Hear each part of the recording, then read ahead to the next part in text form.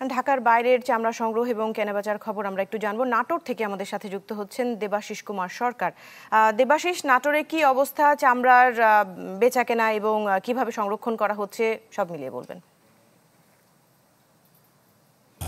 বাংলাদেশের শক্তিশালী thermic still বার famous still limited দৃষ্টি গতকাল দুপুরের পর থেকে কিন্তু শুরু হয়েছিল এই নাটোর এবং নাটোরের আশপাশের জেলাগুলো থেকে যে কাঁচা চামড়া নাটোরের মার্কেটে আসে সেই চামড়াগুলো কেনা বেচার কাজ।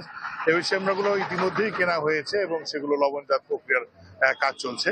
এদিকে আমরা দেখেছি যে সকালেও কিছু কিছু ব্যবসায়ী লবণযুক্ত চামড়া যে বাইরের পার্শ্ববর্তী জেলা এবং জেলারও দূরবর্তী থানাগুলো থেকে নিয়ে এসছেন এবং নিয়ে এসে তারা কিন্তু যে অভিযোগটা তারা করছেন যে বিগত সময়ের মতোই তারা চামড়ার দাম পাচ্ছেন না।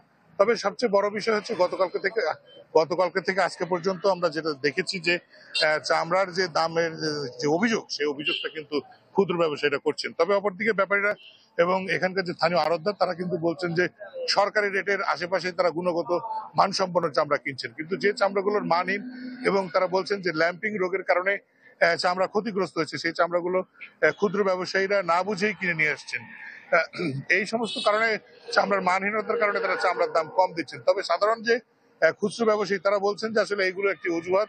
স্থানীয় ব্যবসায়ীরা বিভিন্ন অজুহাতে তারা প্রতি বছরই চামড়ার দাম কম রাখেন, এটাই হচ্ছে তাদের অভিযোগ। কারণ আমরা বিগত বছরগুলোতে চামড়ার দাম কমের কারণে কিন্তু এই ব্যবসায়ীরা আশা করেছিলেন এবছর যেহেতু সরকার নির্ধারিত দাম বেঁধে দিয়েছে এবং এই দামের কারণে ভালো দাম পাবেন, কিন্তু সে আশায় সেগুলো বালি পড়েছে। তবে এখন এখানকার ব্যবসায়ীরা যেটা বলছেন যে তাদের লক্ষ্যমাত্রা পূরণে লবণযুক্ত চামড়া যে আসবে সামনে সেই চামড়ার দিকে অপেক্ষা করছেন। বৃষ্টি। জি জি দেবাশিস, ধন্যবাদ আপনাকে আমাদের সাথে যুক্ত হওয়ার জন্য। ফিরবো প্রয়োজনে আবার আপনার কাছে।